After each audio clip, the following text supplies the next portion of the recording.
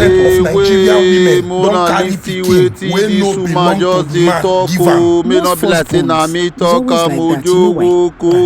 we will be men more listen watch by yourself. Me not be like say na my mouth you want to hear. Now when they want to get married, they have to pick one. Where the problem arises, they always do send forth. They go to do send forth. So while you are doing send forth, that week of wedding, a lot does happen. You go and do bye-bye to the... With this send forth we are talking about is having one for the road. Unprotected sex. That's what it is. One for the road. So by the time they get married, they won't understand that, okay, what happened? Because you won't really think that maybe that once could have, led to pregnancy. Yes.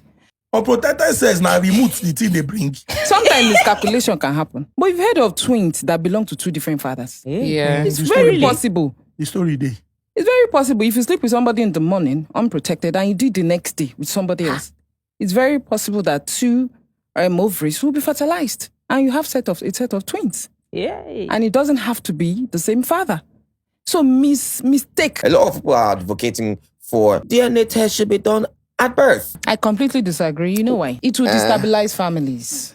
You don't need to tell your wife at the point of the birth of a child, a woman that just gave birth, that I am disputing. But she was expectant of the baby for 9 months. You can do it privately. It's not shocking that she's going to be giving birth to another person's child. You don't need a court order to go to elaboration. When you can do it voluntarily, why waste the judicial time? By saying doing it in private, does it mean you can do it without your wife knowing? Thank you. Yes. But that's where everyone is getting offended. Isn't that bad? No, it's not. No, so that she won't get offended. What if she finally finds out that you did it? So that she will not get offended. So na emotional this I thing don't now understand you. What if you finally for finds now? out that you did it? Since you are doing it in When you are private getting for her. married to a woman, what are the pillars When of the Yawagas marriage? Trust is one of the pillars of the Leave marriage. the pillars. When she dey fuck outside, you know think of the Nedu, you're pillar. not getting the point. She is getting the point. I'm getting it. Hold on, guys. What I am saying is that if you want to make it a policy in your marriage to conduct DNA on your children, is absolutely fine. It's something you can do at your own discretion. You don't have to announce it. You don't have to tell your wife. Yeah. Because the issue of trust will be broken. Excuse me, please. Excuse me.